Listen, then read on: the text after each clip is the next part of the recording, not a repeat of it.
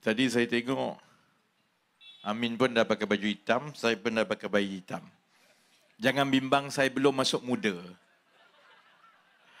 Dia pakai baju hitam ni bukan sebab masuk muda. Pakai baju hitam ni ialah untuk orang-orang yang makin gemuk. Korang gelak. Okay, ya. Petua dia, kalau badan makin besar, dalam kamera ni, untuk nampak tak besar mana, petua dia pakai baju hitam. Jadi sebab itu saya sebulan ini, saudara-saudari akan tengok saya pakai baju hitam tiap-tiap malam. Sebab saya berceramah tiap-tiap malam. Sebab itu saya kena sebut awal-awal saya belum masuk muda. Tak ada niat nak masuk muda. Saya tengok tadi saudara-saudari gelak bila YB Amin kata saya mesra dengan Sanusi. Tak boleh ke?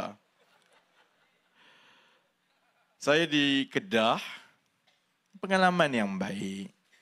Kerana kerajaan negeri inilah, kerajaan negeri masing-masing. Kita masing-masing berbanding dengan kerajaan pusat, kerajaan negeri, kita ada bidang kuasa masing-masing. Dan kita ada dasar masing-masing kan. Saya bersyukur sebab Amin tadi, dia bagi ucapan, dia tak pandai-pandai mengaku yang kerajaan pusat tu dia punya. Jadi masa saya dalam soal jawab, saya dengar je lah ni, orang Kedah ni ada yang bangun bertanya, ni kenapa kerajaan persekutuan tak membantu dasar kerajaan negeri Kedah untuk pastikan pesawah-pesawah boleh tanam 5 kali tuaian dalam 2 tahun. Ini kerajaan persekutuan gini, gitu, sekat gini. Saya jawab mudahnya, pakcik tahu tak, dasar tanam 5 kali tuaian dalam masa 2 tahun itu bukan dasar kerajaan Kedah. Itu dasar negara, dasar kerajaan persekutuan. Masalahnya negeri lain dah buat, Kedah aja belum buat lagi. Sebab itu saya tengok, saya dengar je Amin tadi. Kod-kod lah dia pandai-pandai nak claim kredit. Sebab ada yang di dalam bidang kuasa kerajaan pusat dan ada yang di dalam bidang kuasa kerajaan negeri. Sebaik-baiknya, ini kita nak masuk pilihan raya negeri yang 6 ni, sebaik-baiknya bila kerajaan negeri itu bekerjasama seiring sejalan dengan kerajaan pusat, barulah insya-Allah pertumbuhan ekonomi, kesejahteraan rakyat itu berganda. Kerana yang kerajaan negeri nak buat itu dia selaras, yang kerajaan pusat nak buat juga selaras, berbanding kalau ada menteri-menteri besar yang kerja dia di negeri, semua salah orang, bukan salah dia. Sebab ada yang kerajaan negeri boleh buat. Sebab itu saya paling kurang memudahkan tugas saya bila berkempen kali ini dalam 6 pilihan raya negeri ini. Sebab bila kita bercakap tentang calon-calon kita kerajaan perpaduan, paling kurang bila kita tunjukkan model kerajaan negeri, kita ada model-model yang baik. Kita ada kerajaan Selangor, kita ada kerajaan Pulau Pinang, kita ada kerajaan Negeri Sembilan, kita ada kerajaan Johor. Tapi kalau PAS atau Bersatu berkempen, sebab dia tak ada modal, dia tak boleh nak tunjuk sebenarnya kami telah mentadbir dan sebab itu kami telah berjaya memajukan negeri kami. Akhirnya macam mana dia kempen? Kalaulah kami dapat Kuala Lumpur. Mudahlah jadi menteri besar macam tu. Sama juga bila Sanusi yang itu atas pentas dengan saya kan. Saya 1 malam sebelum saya jumpa dia, saya lanyak dululah. Jadi saya ingat dia dah tengok ceramah ni, aku kena jawab ni. Jadi jawapan dia belum apa-apa, dia selit sikit, dia selit, dia kata, bukanlah kita minta Kuala Lumpur, nak beritahu mana-mana negeri yang dekat dengan Kuala Lumpur itu mestilah dia maju lagi. Ya. Saya tak dan jawab hari itu. Saya nak jawab malam ini. Kalaulah Selangor tu kononnya senang ditadbir, senang jadi maju dan kaya sebab duduk dengan KL. Dia boleh kata macam tu. Nanti kalau apa yang kat Nogori ni semua dia kata, alah bukan susah pun sebab duduk dengan KL. Dia tak jawab satu benda. Yang Penang jauh dekat dengan Kedah, jauh dari KL tu boleh maju macam mana? Macam mana kita nak terang Penang pun dekat dengan Kedah. Jauh daripada KL. Tapi Penang boleh maju. Penang boleh menawarkan kerja yang banyak. Dan hari itu saya tak pasti sama ada Sanusi boleh dengar daripada rakyat dia sendiri beritahu. YB, boleh tak kita tambahkan laluan kereta api yang lagi banyak daripada Kedah ke Butterworth. Sebab rakyat Kedah ni banyak kerja di negeri di Penang sebab gaji di Penang lagi tinggi. Sebab itu saudara-saudari, cukup penting untuk kita pastikan bahawa dasar yang di kerajaan pusat itu disambut oleh kerajaan negeri. Juga cukup penting untuk kita pastikan bahawa kerajaan negeri, terutamanya MB, jangan berpolitik lebih-lebih. Kamu ada kerja, tumpu kepada kerja. Sebab itu bila saya ambil alih Menteri Ekonomi, orang ramai tak faham sebenarnya apa kerja Menteri Ekonomi ni. Dia ceramah je ke? Tugas saya yang paling besar, ada 1, 2, 3, 4 lah. Adalah beberapa. Tugas yang paling besar ialah menentukan peruntukan projek-projek untuk kerajaan. Menteri Kewangan menentukan jumlah keseluruhan yang perlu dibelanjakan. Belanja-belanja mengurus, bayar gaji, bayar hutang, benda yang tiap-tiap tahun dalam bahasa ekonomi dipanggil tanggungjawab fiskal. Orang cakap fiskal. Itu di bawah Menteri Kewangan. Yang belanja tiap tahun habis, tahun depan belanja lagi. Perbelanjaan pembangunan, iaitu yang melibatkan projek-projek pembangunan fizikal dan bukan fizikal. Buat jalan, projek lapangan terbang ke.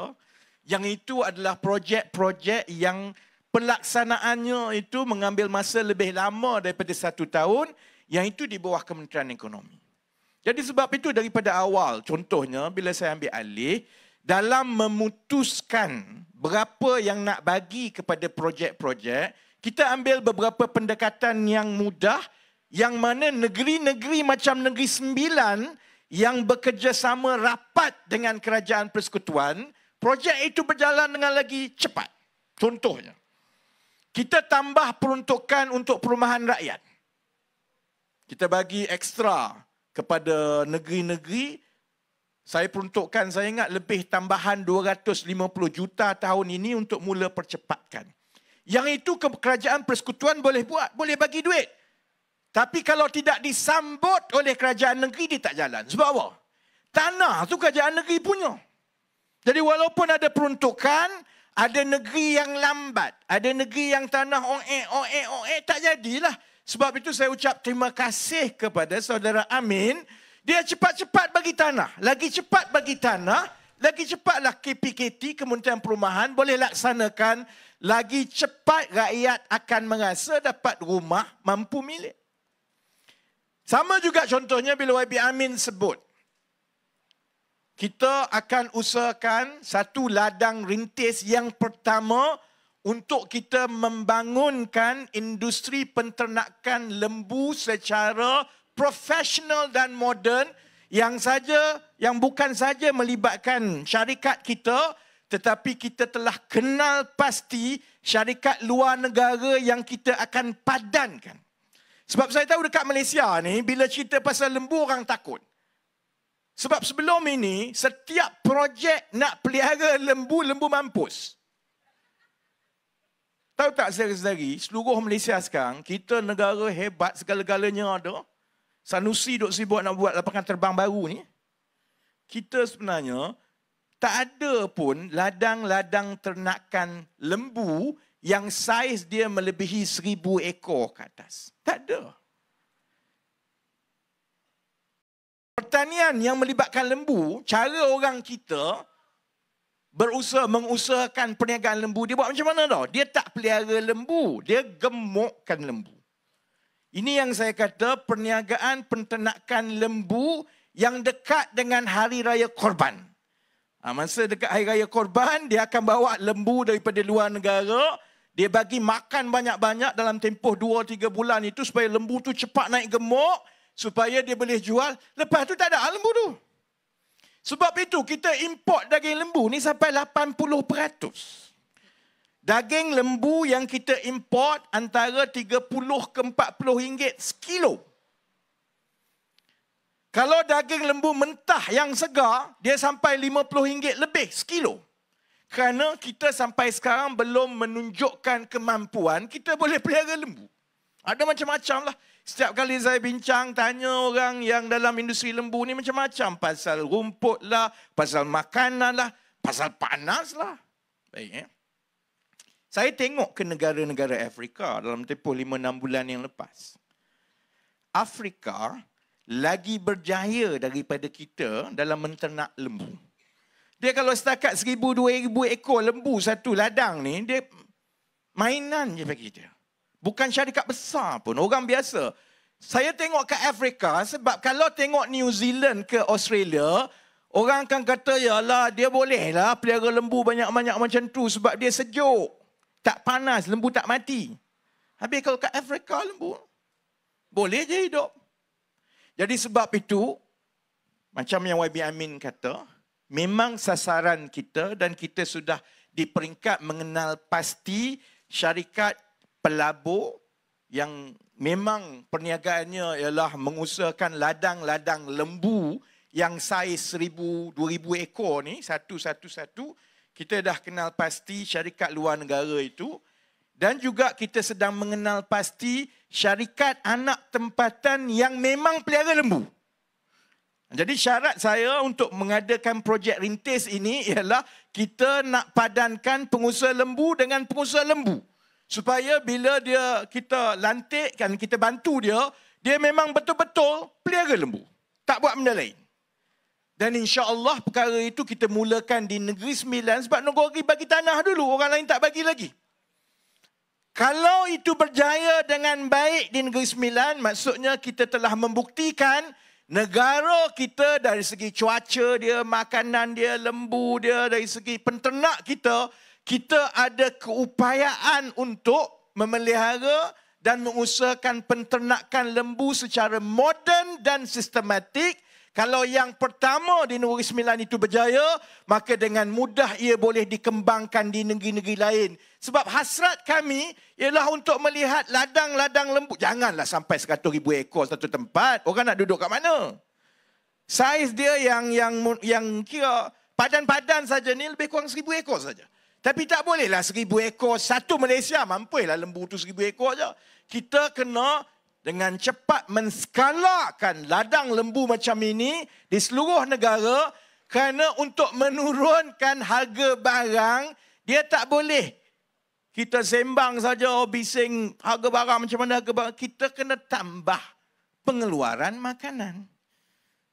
Kalau nak tambah pengeluaran makanan, kita perlukan tanah, kita perlukan perancangan, kita perlukan orang yang nak usahakan, dan kita kena mula bercucuk tanam ataupun menternak. Kecualilah ada orang kat Labu ni yang hebat, dia boleh beritahu, esok saya nak tambah bekalan daging, esok dia bangun ada seekor lembu depan mata dia. Kecualilah ada orang dekat Kedah ke kat Terengganu yang dia kata kita nak tambah bekalan sayur, esok saja tiba-tiba penuh sayur. Memanglah dia akan ambil masa daripada 1 bulan ke 1 bulan. Paling singkat, contohnya tanaman kontan sayur, paling singkat 4 bulan. Sebab tanah kena dibersihkan, infrastruktur pertanian itu kena ada, rumah hijau itu kena ada. Kemudian nak kena pasang sensor, nak kena pasang wire air semua. Supaya tak payah siram, tak payah nak baja. Bila tanam pun selalunya satu kitaran tuaian ialah 3 bulan. Sebab itu lagi lambat kerajaan negeri bagi tanah, lagi lambatlah kita boleh tambah pengeluaran penghasilan makanan ini. Sebab itu kalau ada yang tanya, geng-geng PN ni, saya kadang-kadang yakilah. Sebab dia lupa harga barang naik mendadak ni zaman dia lah. Bukan zaman kita. Harga barang naik mendadak ialah daripada April 2022 sehingga ke Ogos 2022. Sejak kita ambil alih, memang dia turun sampai ke 2.8% sekarang. Tapi untuk terus pastikan dia turun dan juga untuk mengimbangi supaya ada harga barang tertentu yang diimport itu mula harga turun, kita dengan cepat perlu tambah kapasiti pengeluaran makanan ini. Jadi insya-Allah saya berharap orang Nogori menyahut cabaran ini. Jangan buat malu Nogori, Min. Kita mula dengan Negeri Sembilan untuk buktikan orang Malaysia boleh usahakan ladang ternakan lembu secara berbesar-besaran dan ia boleh dijual pada harga yang murah. Yang kami dok kira sekarang di peringkat kementerian, bila kita tengok, kita sebenarnya merasakan kalau ikut kiraan awal, harga daging lembu kalau diusahakan dengan baik, dia sebenarnya boleh dijual pada harga sekitar RM30 lebih. Maksudnya, harga daging mentah segar yang sekarang ini RM50 lebih, kalau pengeluaran itu dibuat pada skala sekurang-kurangnya 1,000 ekor satu ladang ternakan, dia sebenarnya boleh dijual pada sekitar RM30 ke RM35 sekilo. Iaitu, dia lebih kurang sama dengan harga import. Sebab di Afrika, harga daging mentah sekilo di negeri yang macam Afrika Selatan yang sebenarnya kos sara hidup dia lebih tinggi daripada kita. Datuk Mail dah anggur-anggur. Dia exco pertanian dulu ni. Harga di negara Afrika Selatan yang kos dia lebih mahal daripada kita, harga daging mentah dia yang segar 1 kilo RM25. Jadi boleh dibuat insya-Allah. Jadi kita mula yang itu di Negeri Sembilan. Dan selepas itu kalau berjaya, kita akan buat di negeri-negeri lain. Kerana kita ada 5 tahun ni. 5 tahun. InsyaAllah 5 tahun jika perkara ini diteruskan. InsyaAllah bekalan makanan mentah yang menjadi sebahagian daripada sebab kenapa harga barang naik. Perkara itu insyaAllah boleh diselesaikan daripada satu masa ke satu masa. Baik. Kalau tengok kempen Perikatan Nasional, 2 hari lepas kot, Tan Sri Muhyiddin ada di Negeri Sembilan. Dia cerita ni seolah-olah ni kita ni, negeri kita ni dah malap betul, ekonomi dah teruk. Orang kelaparan dah semua ni, kalau ikut dia lah. Dia lupa orang kelaparan bukan zaman kita, zaman Covid dulu ada orang tak boleh makan. Bukan zaman sekarang. Tapi cara dia cakap itu macam ekonomi Malaysia ini telah runtuh. Kerajaan tidak ada apa-apa buat. Baik, malam ini saya nak beritahu.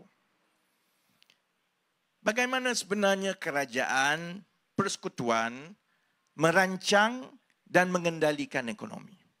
Tadi saya dah sebut sebenarnya. Kita ada wang dan kita kena pastikan wang itu disalurkan kepada projek-projek yang baik yang ada kesan kepada rakyat. Keputusan mana-mana kerajaan persekutuan, mana-mana menteri ialah begini. Duit katakanlah ada 50 bilion. Dekat mana kita nak bagi duit ini? Adakah kita nak bagi untuk projek-projek besar macam lapangan terbang Kulim yang dia nak buat itu? Bunyi besar sampai 4-5 bilion tapi yang akan dapat manfaat berapa kerat saja. Ataupun dengan wang itu kita pastikan ia disalurkan kepada perbelanjaan rakyat terbanyak supaya dia akan dapat kesan kepada seberapa ramai rakyat. Sebab itu pendirian kita sekarang yang saya dan Datuk Seri Anwar ambil dalam belanjawan yang lepas. Ini pendekatan kita. Lebih banyak wang perlu disalurkan kepada projek-projek rakyat dahulu. Bukannya projek-projek mega. Senanglah jadi menteri besar. Senanglah jadi menteri yang kat bawah ni terbengkalai, tertinggal semua. Hanya cukup dengan mengomong-omongkan. Tengok saya sekarang ada satu projek 3 bilion. Sampai bila kita nak buat macam itu? Projek 3 bilion sana, 5 bilion sini. Yang dapat hasil 4-5 karat. Saya nak tanya Sanusi. Minggu depan saya nak pergi Kedah kan. Jadi saya bagi peluru dulu supaya Sanusi jawab dulu lah tak? Saya nak tanya Sanusi. Yang kamu beria-ia sangat nak buat lapangan terbang 3-4 bilion ni kenapa? Berapa orang yang akan dapat manfaat daripada lapangan terbang ini? Yang akan dapat manfaat ialah kontraktor yang bina. Dia akan buat duit dia masa tu. Berapa kerat Kalau tak kena cara, kontraktor tu ambil kontraktor Cina, Cina bawa semua pekerja-pekerja Cina. Berapa kerat sangat orang kita yang dapat peluang pekerjaan semasa pembinaan. Dia akan bagi macam-macam alasan. Orang kita tak ada kepakaran lah. Orang kita tak ada pengalaman untuk buat lapangan terbang. Oleh itu, maka kita kena ambil pekerja-pekerja negara lain. Habis 3-4 bilion yang orang kita, kerja kita, orang tempatan kita mungkin 300-400. Itu pun bukan orang Kedah agaknya. Yang kedua, lepas kamu buat lapangan terbang itu, kami nak tahu sebenarnya barang apa kamu nak hantar. Beritahu. Barang apa yang nak naik kapal terbang itu? Pernah tak kita terfikir, ada kapal terbang banyak-banyak ni, kenapa orang masih gunakan kapal untuk hantar kargo? Kalaulah logiknya, macam logik Sanusi, ada kapal terbang, negeri itu maju, ekonomi naik, konon sebab kapal terbang ni lagi banyak nak digunakan oleh pengilang-pengilang orang pengeksport. Habis kenapalah Port Penang tu penuh, port dekat Kelang penuh, port dekat Tanjung Pelepas penuh. Sebabnya orang yang walaun kau bolehlah tipu. Rakyat biasa kerja tahu kalau hantar pakai kapal terbang jauh lagi mahal. Sebab itu orang hantar pakai kontainer. Sebab itu orang hantar pakai kapal. Sebab bila buat perniagaan besar, kilang dan sebagainya, kita nak ekspor jauh lagi murah. Untuk pengeksport yang dekat Malaysia ni pakai kapal. Sebab itulah orang tak hantar kargo bertantan kontainer. Pernah tengok kontainer, naik kontainer dalam kapal terbang? Sebab itu saya nak tanya Sanusi, yang kamu beria-ia nak buat lapangan terbang berbilion ni sebab apa? Adakah sebab ada orang-orang tertentu yang toke-toke tanah yang akan dapat laba daripada jual tanah untuk buat lapangan terbang? Adakah kerajaan negeri nak ambil jalan singkat, susah nak majukan negeri untuk bina peluang pekerjaan, untuk dapat hasil serta-merta mentadbir kerajaan negeri? Jalan mudah dia apa dia? Jual tanah untuk kapal terbang. Jual tanah, dapat premium, dapat duit tanah, jadi nampak kaya. Sebab bukan kita tak biasa dengan geng-geng PAS ni. Balak pun semua dia jual sendiri-sendiri. Sebab itu jalan mudah untuk buat wang. Sebab itu saya kata, mentadbir, bila kita ada belanjawan duit rakyat yang kita nak bagi, sebenarnya mudah saja kalau nak buat style Sanusi. Umum projek besar sana, menipu rakyat, kononnya ini akan bagi laba. Sebenarnya kita tahu, wang peruntukan itu akhirnya hanya sampai kepada beberapa kerat saja, tapi rakyat tak dapat. Sebab itu yang kita buat contoh. Orang mungkin tak hargai sekarang. Tapi rakyat akan mula rasa secara perlahan-lahan. Apa yang lagi penting?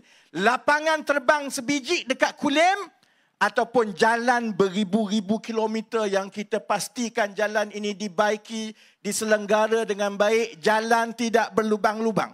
Kita pilih jalan saudara-saudari. Sebab itu kami tambah peruntukan tambahan 1 bilion ringgit tau untuk baiki jalan seluruh Malaysia. Orang katalah apa kamu buat? InsyaAllah orang akan mula merasa jalan di kampung-kampung pun cantik lepas ini. Jalan di pedalaman pun setaraf dengan jalan di bandar. Tidak seperti keadaan yang mana peruntukan untuk jalan, untuk hospital daif, untuk sekolah daim ni tak dapat, yang kita duk sibuk bina benda-benda besar yang hanya kroni dan orang tertentu saja dapat. Jadi itu tanggungjawab sama saya lah. Maksudnya bagi duit, pastikan semua dapat. Tanggungjawab kedua, tengok masalah ekonomi, cari penyelesaian, dapatkan keputusan dasar di peringkat kerajaan persekutuan. Bila dah dapat keputusan dasar, bekerjasama dengan pihak-pihak untuk melaksanakannya.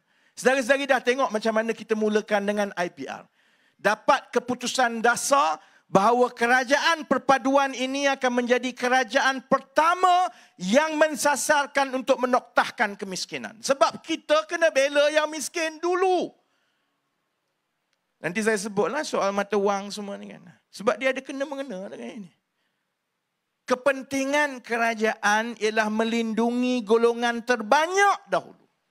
Apa guna ada angka pertumbuhan konon hebat semua, tapi yang kat bawah ni tidak terbela. Jadi tumpuan kita ialah bela yang bawah dulu. Sebab itu kita peruntukkan 750 juta ringgit tahun ini saja untuk bantu orang miskin. Masa zaman Muhyiddin Yassin, Perikatan Nasional, masa zaman Hadi dalam kerajaan, berapa yang diperuntukkan? Apa yang dia buat? Sebab tu saya tanya, dalam ceramah macam inilah, Adi ni jadi ahli Parlimen Marang daripada 1986. Dah dekat 40 tahun dah. Apa sebenarnya yang dibuat kepada penduduk-penduduk miskin Marang? Marang masih lagi adalah daerah miskin. 40 tahun jadi wakil rakyat. Berapa kali menteri besar pernah jadi. Duta besar bertaraf menteri pernah jadi. Tapi keadaan orang sama. Bila saya tanya macam itu, orang PAS semua duk tunjuk gambar, aku pun tak faham jawapan dia macam mana. Sebab dia tunjuk gambar Adi atas bot pergi memancing. Apa kena-mengena dengan rakyat tu? Saya tahulah dia suka memancing. Tapi itu tidak membantu rakyat, saudara-saudara. Jadi baik. Kita tengok keputusan, kita buat keputusan dasar, kita bentuk rangka satu program, kemudian kita bekerjasama dengan pihak-pihak. Kalau macam IPR, untuk pertanian moden orang miskin, kita bekerjasama dengan kerajaan negeri, dengan agensi, dengan swasta untuk dapat tanah, untuk dapatkan orang, untuk tanam dan sebagainya. Kan? Baik. Sebab itu, minggu ini saya sebenarnya gembira. Tak ada kena-mengena dengan Sanusi. Saya sebenarnya selepas 7 bulan saya jadi menteri, ini antara minggu yang saya paling gembira sekali. Sebab kerajaan telah buat satu dasar yang cukup penting untuk ekonomi dan rakyat kita, walaupun mungkin orang tak tahu sangat. Semalam, ini hari apa no? Hari Selasa. Semalam ada mesyuarat Majlis Tindakan Ekonomi Negara. Mesyuarat Majlis Tindakan Ekonomi Negara ini ialah pembuat dasar ekonomi paling tinggi dalam negara kita. Dipengerusikan oleh Datuk Seri Anwar sebagai Perdana Menteri, ada wakil Bank Negara, ada wakil MOF, Kementerian Ekonomi sebagai Sekretariat, ada Timbalan Perdana Menteri 2, ada beberapa orang menteri lain. Sangat kecil. Kita bermesyuarat tiap-tiap bulan dan kita melihat dan mengkaji dasar-dasar ekonomi baru yang perlu kita luluskan untuk kita selesaikan masalah ekonomi kita. Minggu ini semalam, satu dasar itu yang bagi saya insya-Allah akan mula membaiki dan mengubati beberapa ketimpangan dalam ekonomi dan masyarakat kita. Dasar itu dipanggil dasar anti Alibaba. PM baru umum tadi. Rakyat tak faham sangat menatang apa nak buat ni. Baik, saya tanya. Pasar borong Selayang. Berkali-kali dah kajian bertukar. Kalau tanya orang Selangor, tanya orang Negeri pun, sebab orang Negeri pun tanam pergi hantar kat pasar borong Selayang juga. Lawak kita, benda ni kena berubah ni. Tanam dekat Negeri, hantar dekat pasar borong Selayang, orang Negeri pergi naik Selayang, beli balik, buat balik ke Negeri Sembilan semula. Ada benda tak kena kat situ. Jadi yang itu kita kena baiki. Baik. Tapi hakikatnya, memang pasar borong Selayang ni segala jenis memang bertumpu kat situ. Berkali-kali dah kita bertukar kerajaan sampai sekarang rakyat akan mengeluh kenapalah pasar borong Selayang ini penuh dengan peniaga-peniaga asing. Kenapa tak boleh buat apa-apa ke kerajaan? Sama juga di kawasan-kawasan kita, pihak berkuasa tempatan ada gerai, lama-lama tengok orang kita dah tak berniaga ni. Banyak orang asing berniaga. Kita semua tahu, cuma tak faham. Tak pasal-pasal abang polis kena marah. Kenapa abang polis tak tangkap ni? Kenapa PBT tak tangkap? Majlis Bandaraya Seremban, kenapa kamu tak tangkap? Saudara-saudara tahu tak? Satu masalah yang tak pernah cuba diselesaikan selama ini. Alibaba tu tak salah di Malaysia. Tidak ada satu peruntukan undang-undang pun yang menyentuh mengenai Alibaba selama ini. Alibaba tu okey dalam ikut undang-undang kita. Yang tak okey ialah rasuah. Dan mengikut akta SPRM, rasuah itu ialah apabila ada pertukaran ganjaran. Dia mesti ada pertukaran. Saya bagi something, saya dapat sesuatu. Ni kalau yang macam pasar burung selayang ni tak ada tukar apa-apa. Orang tempatan ambil lesen konon untuk berniaga, lepas tu dia tak berniaga, dia ambil jalan mudah, dia bagi sewa kat orang asing, dia duduk kat rumah, dia dapat 5,000 sebulan. Kalau pasar Ramadan, berebut-rebut, akhirnya yang dapat itu mungkin 4-5 kerat je, dia pun bagi petak kecil-kecil, dia sewakan 1 bulan 30,000. Tahun itu setiap kali Ramadan, sekali Ramadan dia kaya raya, tahun depan baru dia kerja balik. Benda ni saudara-saudari tahu tak? Meruntun masyarakat kita. Merosakkan ekonomi kita. Tapi dalam undang-undang tak salah. Sebab itu, bila penguat kuasa, abang polis ke, PBT ke, pergi tangkap. Tangkap, malam itu bolehlah letak dia. Lepas tu nak charge dia untuk apa? Bila tanya dia nak charge dia, dia akan kata, saya pekerja kepada toke saya. Lesen itu toke saya punya. Tapi saya pekerja. Kita tahu toke kepala otak engkau. Aku tahu Mamat duduk dekat rumah kita. Dia tak berniaga. Dia dapat duit dengan kutip daripada hasil lesen yang telah dialibabakan kepada pekerja asing. Itu baru dekat soal gerai. Belum lagi soal, ni buat PPR ni kan. Kalau di Kuala Lumpur, rakyat kita separuh mati tunggu giliran nak dapat rumah untuk rakyat termiskin. Di Kuala Lumpur, ini laporan kerajaan sendiri ni, bukan saya reka-reka. 86% rumah itu diberikan kepada orang lain yang tak layak, termasuklah kepada orang asing. Bila nak tangkap, nak tarik balik, dia kata tak salah. Dah bagi kat saya, tak apalah saya bagi kat orang. Sebab itu saya nak tanya Muhyiddin. Soal Alibaba ni tu yang kat bawah. Yang ke atas ni kita semua sedia maklum. Asalkan ada nama, dapat kontrak, ambil kontrak itu sebab dia tak pernah ada niat atau kepakaran atau wang untuk buat projek itu, dia ambil dengan itu, dia pergi cari orang supaya dia dapat 10% murah. Kalau tak faham lagi, sila Google Jana Wibawa. Faham lah Jana Wibawa? Macam itulah Jana Wibawa ya. Ada peruntukan, orang tertentu dapat, dia jadi toke, dia bagi kau, aku kutip. Yang dapat kedua tu, dia sub lagi, kutip. Akhirnya projek tu cacat dan kerajaan terpaksa membayar berganda-ganda, yang tak ada wangnya akhirnya rakyat. Baik, kita semua sedia maklum ni, tak payah cerita pasal Alibaba. Jadi rakyat selalu tanya, kenapa tak buat apa-apa? Sebab itu marilah kerajaan mana pun, marilah parti mana pun, orang kata ahli politik ni semua tak boleh pakai, semua makan duit. Sebab bila dia tengok gerai, masih lagi macam itu. Dia tengok rumah rakyat termiskin, masih lagi macam itu. Dia tengok tender projek, kalau yang kontraktor tu dia kata, sama. Ni sama-sama kartel sama dia ni. Ada 4-5 syarikat besar, dia ambil giliran. Kali ini aku letak harga sekian-sekian, kau ambil harga sekian-sekian. Kali ini aku dapat, aku bayarkan kau share macam ini. Yang satu lagi, engkau dapat, engkau masuk harga sekian-sekian, aku ambil sikit, supaya kau dapat, kau bayar kat aku. Akhirnya dia berlega sama geng dia, yang susah kat bawah ni, usahawan yang muda, kontraktor muda nak naik ni, sampai kiamat tak boleh bersaing. Kenapa marilah kerajaan mana pun, pentadbir mana, perkara ni masih lagi belum ada titik mula untuk diselesaikan. Sebahagiannya sebab dasar. Kerana dasar kita, tidak ada satu pun yang menyentuh mengenai Alibaba. Tak ada. SPRM, Akta Rasuah itu, hanyalah soal kalau kau bagi duit kat orang. Alibaba ni bukan soal bagi duit. Tu kalau kontraktor kartel 4-5 dia tak bagi duit. Dia take turns.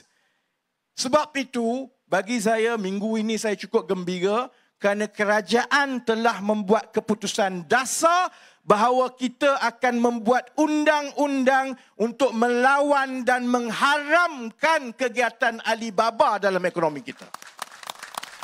Sebab bila ada yang ini, dia akan membantu dekat bawah. Okey, baik ya. Akan ada orang bising. Saya tahu banyak yang takkan setuju. Dia akan kata, Rafizi ni kerja dia nak cari gaduh dengan semua orang je. Saya faham bahawa ada perniagaan yang memerlukan subkon, betul. Biasalah. Kita jadi main con, ada benda kita buat, ada benda bukan kepakaran kita. Kalau kita ambil kontrak satu bangunan, kepakaran kita ialah kejuruteraan awam. Kita buatlah kejuruteraan awam. Tapi kejuruteraan mechanical, kejuruteraan electrical tu, ada firma atau syarikat lain yang ada kepakaran, boleh je subkon.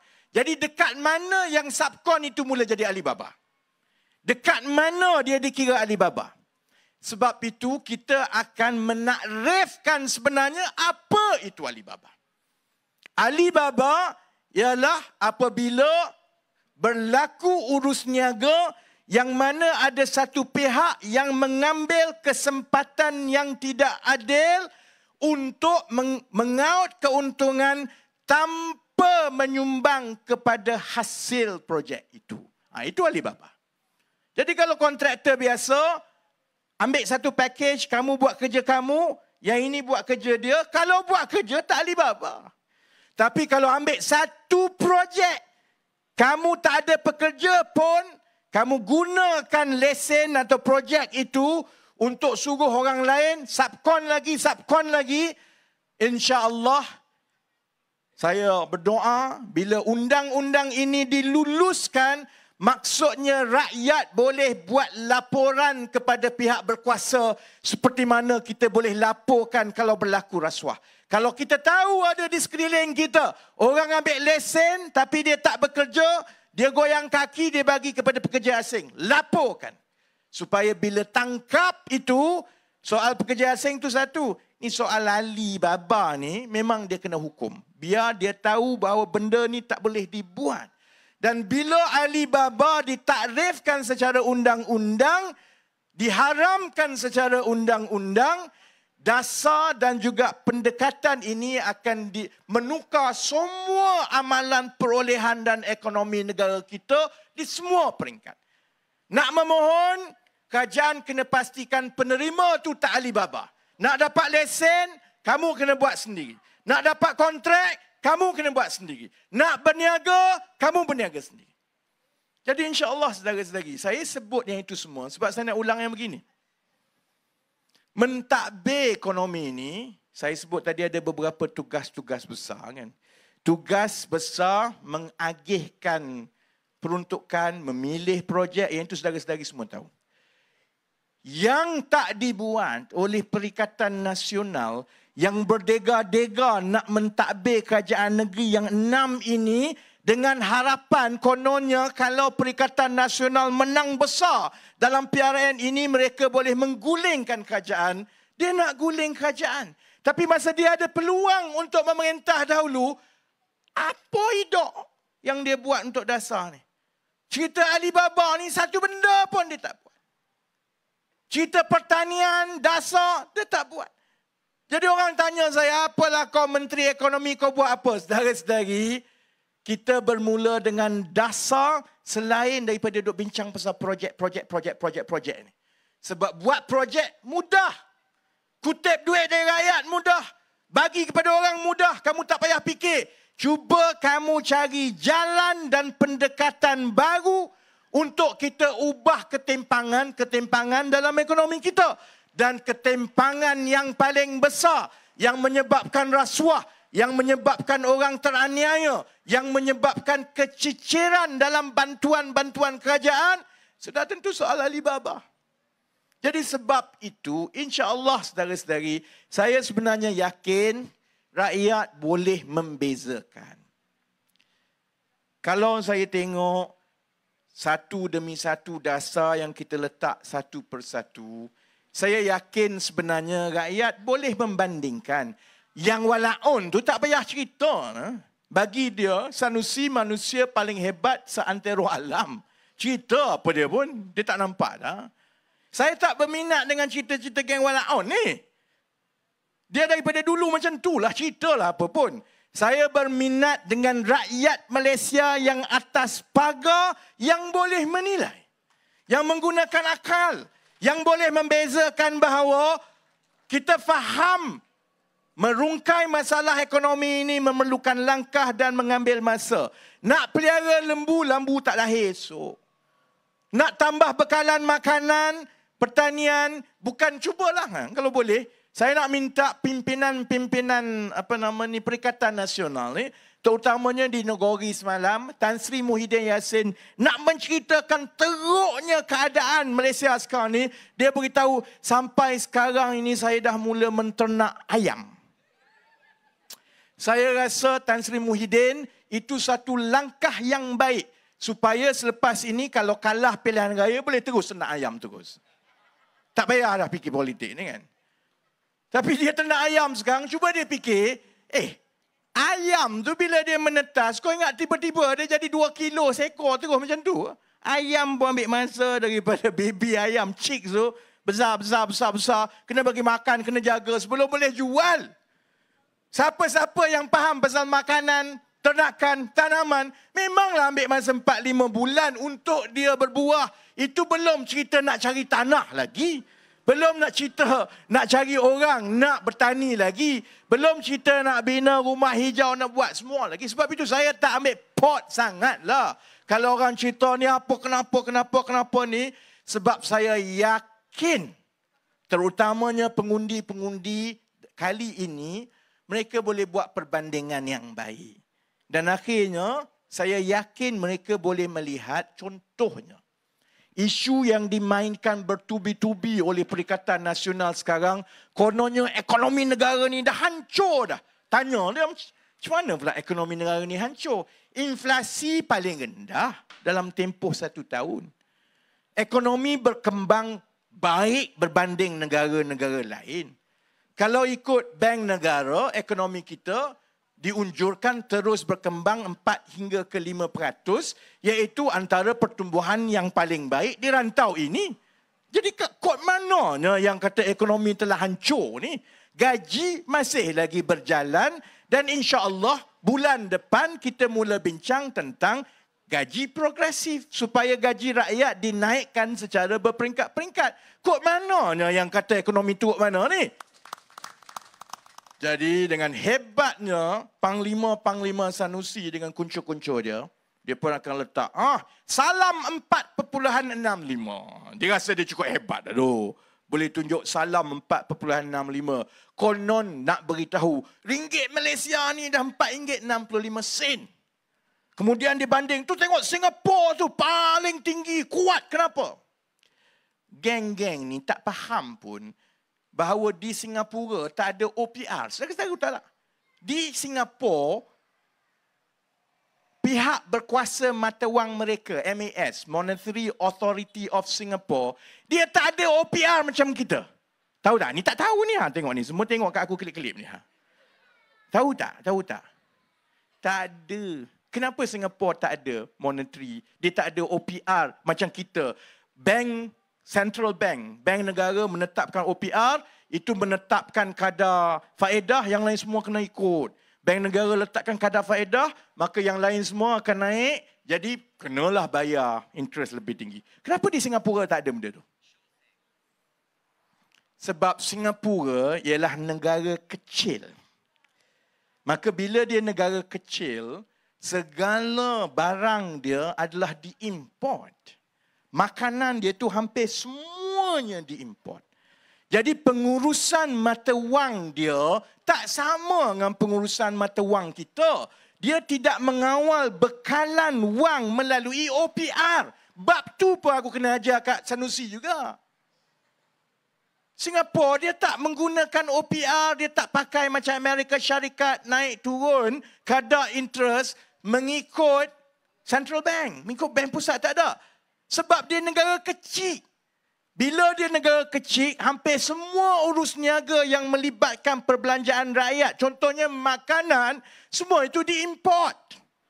Bila diimport, maka keutamaan utama pihak berkuasa mata wang Singapura ialah memastikan kestabilan harga. Samalah macam Malaysia, memastikan kestabilan harga. Sebab itu inflasi itu jadi benda yang paling penting. Cuma beza, kaedah mereka mengawal inflasi itu lain. Mereka tahu bahawa mereka semua import, hampir 100% import. Kita tak tahu. Kita tak sampai 100% import ni. Banyak lagi bekalan yang datang dalam negara. Dia 100% import. Bila dia hampir semua makanan semua dia tak ada tempat nak tanam, dia kena import, maksudnya mereka sangat sensitif kepada kekuatan mata wang, kerana kalau mata wang itu jatuh, inflasi terus naik dalam negara dia. Sebab dia tak ada pilihan lain dah. Dia tak boleh nak buat macam kita, nak tanam, nak buka tanah, nak tambah lagi bekalan, dia tak boleh buat. Jadi apa kaedah dia? Sebab itu dia tak pakai OPR. Dia campur tangan terus dalam pasaran. Sebab itu dia simpan reserve tinggi besar. Kalau dia tengok saja mata wang tu nampak macam akan ada kesan kepada inflasi negara, mereka akan campur tangan dan beli untuk kukuhkan mata wang dia. Bila dia rasa okey, inflasi dah okey sikit, dia jual balik. Jadi kaedah dia ialah kaedah campur tangan terus. Kerana sebab itu tak guna dia ada OPR.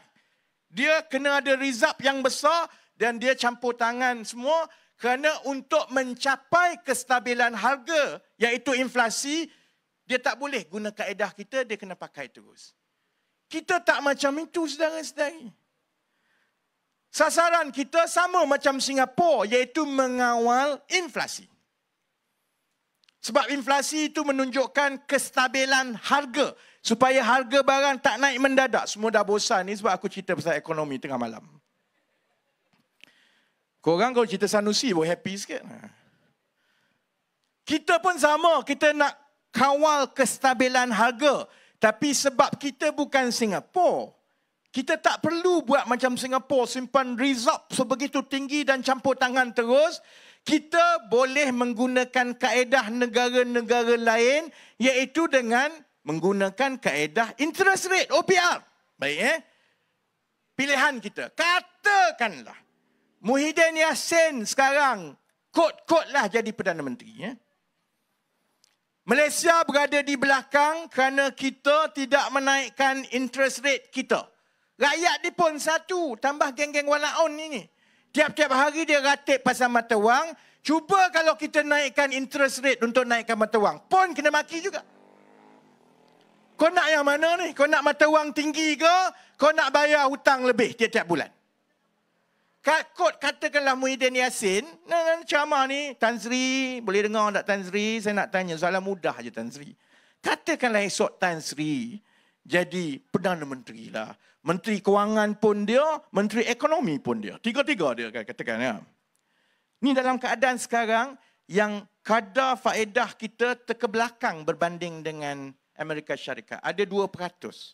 Oleh kerana kadar faedah kita lagi rendah, maka dana pelaburan antarabangsa tak masuk pasaran kita. Sebab lebih baik letak kat US 5%. Buat apa letak 3% kat sini? Saya nak tanya Muhyiddin Yassin. Yang kamu hebat sangat sampai tanam ayam tu. Tanam pula. Bela ayam. Yang kamu hebat sangat konon Malaysia ni dah hopeless ni. Kalau kamu Perdana Menteri esok, adakah kamu akan menaikkan interest rate 2% supaya sama dengan US, supaya mata wang kita mengukuh? Kau nak buat apa sebenarnya? Saya tahu dia takkan jawab. Sebab dia pun tahu siapa-siapa jadi kerajaan sekarang bila kita berdepan dalam keadaan ini, maka kita kena buat pilihan. Petunjuk ekonomi itu bukan semata-mata soal turun naik mata wang. Kalau ekonomi struktur itu kukuh, rasuah kurang, ada pelaburan baik dalam industri-industri strategik macam peralihan tenaga, solar dan lain-lain, wang itu akan dengan secara semula jadi di masa akan datang dia masuk sendiri dan mata wang kita itu dia akan panggil self-correct. Dia akan mengukuh sendiri. Cuma dalam tempoh yang pendek ini, kita kena buat pilihan. Semata-mata untuk kita melayan serangan daripada Perikatan Nasional, takkanlah kita nak suruh paksa bank negara ini naikkan kadar faedah sampai 5% atau lebih tinggi daripada Amerika Syarikat semata-mata nak tunjuk hebatnya aku sampai mata wang mengukuh, yang lain semua mampus rakyat. Sebab itu saudara-saudari, bila orang tanya saya kata ekonomi kita berada di landasan yang betul. Macam mana kita kata landasan yang betul? Kerana harga terkawal, inflasi paling rendah, pertumbuhan masih lagi kuat, masih lagi berada di depan berbanding dengan negara-negara lain. Rancangan dari segi membawa pelabur-pelabur dalam industri-industri strategik sedang berjalan dan telah diumumkan, dan yang seterusnya saya akan umumkan 27 Julai ini 25 bilion pelaburan baru yang memang dalam bidang-bidang strategik yang insya-Allah akan ada kesan kepada pasaran saham. Zaman Muhyiddin dulu ada umum 25 bilion. Tak ada. Jadi kod mananya? Jadi sebenarnya ini mainan yang mereka bawa sebab dia tak ada modal. Modal dia lapangan terbang. Modal dia RM4.65. Modal dia saya tanam ayam sekarang. Tanam lagi. Saya bela ayam sekarang. Jadi sebab itu saudara-saudari, kita ada lebih kurang 4 minggu daripada sekarang. Saya lihat pilihan raya yang lepas. Momentum ini selalunya dibina 4-5 minggu ke arah mengundi. Saya yakin berdasarkan tahap kepuasan hati pengundi-pengundi di Negeri Sembilan yang saya dah sebut pun, setakat Mei 2023, negeri yang paling tinggi tahap puas hati terhadap kerajaan negeri ialah Negeri Sembilan, saudara-saudara. 75% pengundi mengatakan mereka berpuas hati dengan kerajaan negeri. Dengan keadaan itu ditambah dengan minggu-minggu akan datang bila kita bina momentum kempen, saya yakin insya-Allah kerajaan perpaduan yang akan dianggotai nanti kerajaan baru oleh Pakatan dan Barisan Nasional akan kembali mentadbir Negeri Sembilan insya-Allah. Dan YB Amin dengan Datuk Hashim boleh terus jejak kasih. Sebab orang tak tahu rupanya YB Amin ni pak saudara kepada Datuk Hashim ni. Jadi lepas ini boleh tolong sambung jejak kasih dalam kerajaan pula insya-Allah. Jadi terima kasih banyak-banyak. Saya doakan yang terbaik kepada semua. Kita terus dari satu malam ke satu malam terus santuni rakyat. Kita terus jelaskan kepada rakyat insya-Allah kerajaan perpaduan akan menang bergaya di Negeri Sembilan. Tak kisahlah Tan Sri Muhyiddin nak tanam lagi. Nak pelihara berapa puluh ribu ekor ayam lepas ni. Pelihara ayam, tanam pokok. Okay. Jadi terima kasih. Saya ucapkan sekali lagi. Saya doakan yang terbaik. Saya sudahi dengan wabillahi taufiq wal hidayah. Wassalamualaikum warahmatullahi wabarakatuh. Sese Nandri Manakam. Terima kasih.